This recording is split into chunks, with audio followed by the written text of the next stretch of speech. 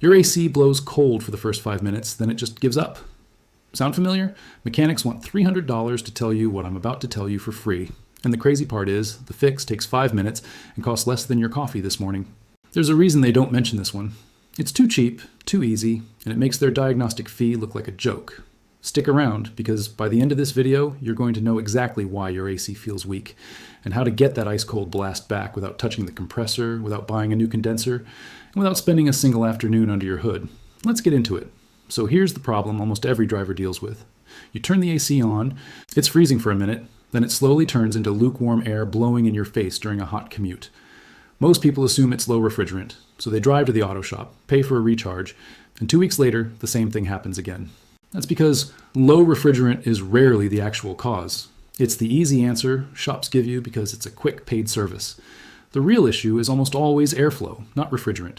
And airflow problems don't need a recharge. They need a 5-minute fix that nobody's charging you for because there's no profit in it. Years ago, before dealerships had computers running every diagnostic, mechanics learned to listen and feel their way through a car.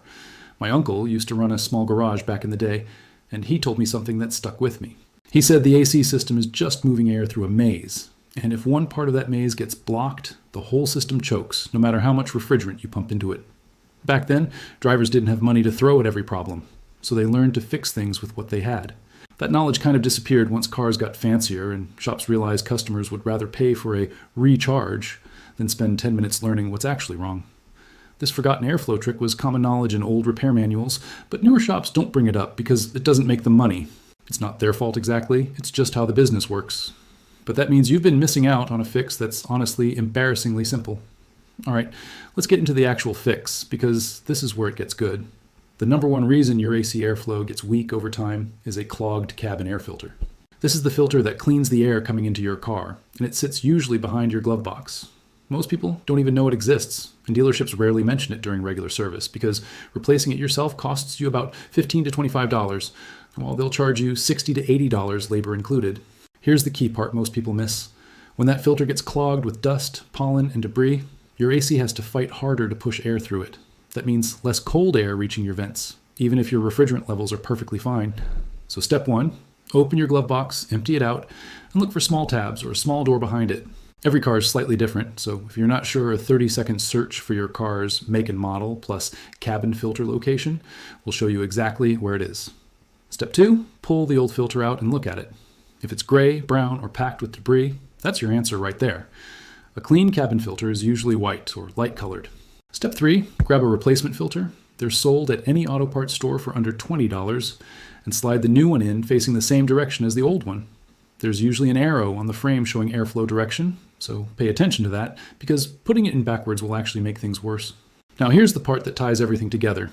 While you're in there, check your blower, motor resistor, and your recirculation flap, because these two also cause weak airflow, but way less often than the filter. If your fan works fine on high but weak on lower speeds, that resistor might be failing, and that's a slightly bigger fix, but still nowhere near a full AC recharge in cost. The recirculation flap, on the other hand, sometimes gets stuck between outside air and recirculated air, which chokes airflow too. You can usually hear a clicking sound behind the dash when you switch between the two settings, and if you don't hear that click, the flap might be stuck. This is why the compressor and refrigerant get blamed so much, because most drivers never check these three things first. They just assume the cold air needs to be topped up. Once you've replaced the filter and confirmed the flap and resistor are working, start your car, put the AC on max, and let it sit for 2 to 3 minutes. Warning here, don't judge your airflow in the first 30 seconds, because the vents need a little time to catch up, especially if your car has been sitting in the sun. A common mistake people make is thinking the fix didn't work because they checked too early. Give it those few minutes before deciding. All right, so what should you actually expect after doing this? Most drivers notice a stronger airflow immediately within the first drive. The air feels like it's actually pushing out instead of trickling out. Within a day or two of regular driving, you'll notice the cold air holds longer instead of fading into lukewarm after a few minutes. I've seen people compare this exact fix against a full AC recharge. And in cases where the refrigerant was fine to begin with, the airflow fix alone solved the problem completely without needing to touch the actual AC system. That's the part shops don't want you thinking about, because a recharge service brings in real money, while a filter swap is something you can literally do yourself in your driveway. So to be clear, this isn't a magic fix for every AC problem. If your system has a refrigerant leak, this won't solve that. But for the majority of drivers complaining about weak or fading cold air, airflow restriction is the actual root cause way more often than people realize, and it's the cheapest, fastest thing to check before spending money anywhere else. Now, here's a bonus tip that pairs perfectly with this. After you replace the filter, pop a can of AC evaporator cleaner into your intake vent, usually located near the base of your windshield on the passenger side. This clears out mold and bacteria buildup sitting on your evaporator core, which not only improves smell, but also helps airflow move smoother through the system. It's another $5 fix that most people never even knew existed, and it pairs perfectly with a fresh cabin filter for that ice-cold blast you remember from when the car was new. So there you have it, the 5-minute fix that most drivers, and honestly a lot of shops, don't want you paying attention to. If this saved you money today, do me a favor and hit that subscribe button, because next week I'm breaking down the real reason your car battery corrodes so fast and the old school trick that stops it before it even starts. Drop a comment below and tell me if your AC feels stronger after trying this. I rate every single one. Stay sharp, stay frugal, and I'll catch you in the next one.